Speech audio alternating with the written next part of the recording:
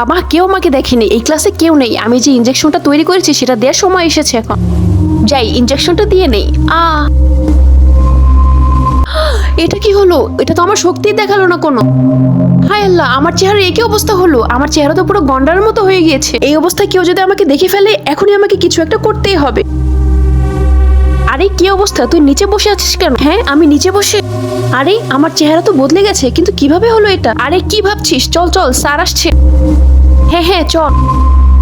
বাচ্চারা, সায়েন্স ল্যাবের কার্যক্রম কে কে কমপ্লিট করেছো? স্যার, এই যে আমি কমপ্লিট করে নিয়ে এসেছি। ওহ গুড, থ্যাংক ইউ। আর তোমার কি অবস্থা? স্যার, আমি করতে পারিনি। আরে তোমার সমস্যা কি? একটা অ্যাসাইনমেন্ট দিয়েছি, সেটা কেন কমপ্লিট করোনি? তোমাকে দিয়ে কিচ্ছু হবে না, ইডিয়েট। বসে যাও। আমাকে ইডিয়েট বলেছে? আমাকে ইডিয়েট বলেছিস তাই না? দাঁড়া, দেখাচ্ছি মজা। আরে এটা তুমি কি করছো? আমাকে ছেড়ে দাও। কে তুমি? হা হা হা হা, স্যার ঘোড়া হয়ে গিয়েছে। পরবর্তী পর্বের জন্য ভিডিওতে লাইক, কমেন্ট ও চ্যানেলটিকে সাবস্ক্রাইব করে রাখো।